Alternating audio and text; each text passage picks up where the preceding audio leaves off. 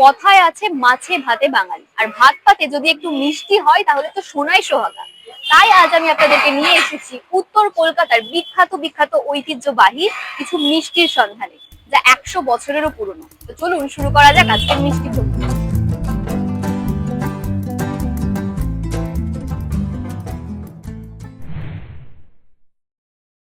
এই মুহূর্তে আমরা দাঁড়িয়ে আছি ভীমচন্দ্র নাগ মিষ্টির দোকানে, যেখানকার লেডি কেনির ইতিহাস প্রায় 200 বছরেরও পুরনো। লর্ড ক্যানিংয়ের স্ত্রী লেডি ক্যানিংয়ের জন্মদিনে তাকে খুশি করতে ভীমচন্দ্র নাগ এই মিষ্টিটি তৈরি করেছিলেন। আর ক্যানিং থেকে এই মিষ্টির নাম হয় লেডি কেনি।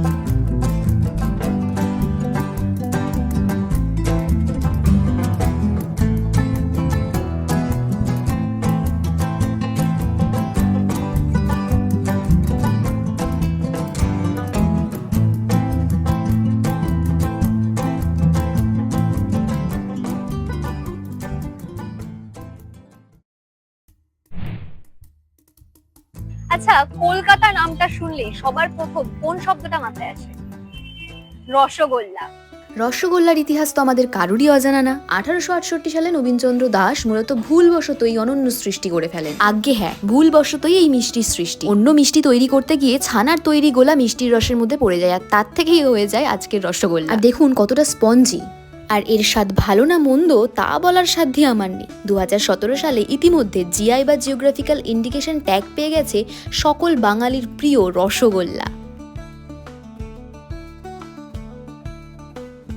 কলকাতার চিত্তরঞ্জন মিষ্টান্ন ভাণ্ডারেই পাওয়া যায় এই মধুপর্ক, যা দুধ আর মিষ্টির এক অনন্য মিশ্রণ। শোনা যায় বহু কাল ধরে বাঙালি বিয়েতে মধুপর্ক দেওয়ার ঐতিহ্য চলে আসছে, আর এই মিষ্টির ইতিহাসও প্রায় 100 বছরের পুরনো।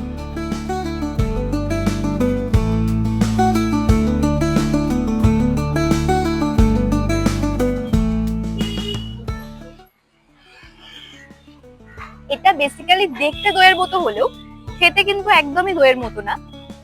ঠান্ডা মিষ্টি, বাট একটা অন্যরকম স্বাদের। বাঙালি কি শুধুই মিষ্টি প্রেম? বাঙালির শিরায় শিরায় বইছে সাহিত্য বা কাব্যপ্রেম। আর এই দুটো যদি মিশ্রণ ঘটে তাহলে ভাবুন তো, একেবারে সোনায় সোহাগা। আজ আপনাদেরকে এমন একটা মিষ্টির দোকানে নিয়ে এসেছি যেখানকার মিষ্টিগুলো বিভিন্ন সাহিত্য বা কবিতার নাম অনুসরণ করে রাখা হয়েছে। তো চলুন ট্রাই করা যাক।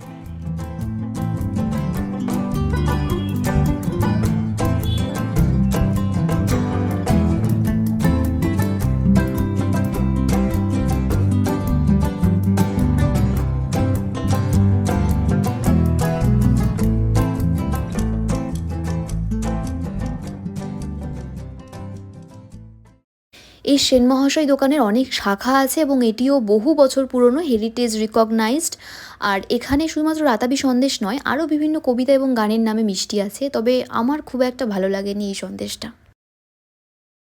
এবার চলে এসেছি উত্তর কলকাতার সব থেকে সুস্বাদু সন্দেশের খোঁজে, যেখানে আপনি বিভিন্ন ভ্যারাইটি, যেমন ধরুন আম, আঙুর ফল, এমনকি পাইনাপেল ফ্লেভারেরও সন্দেশ পাবেন।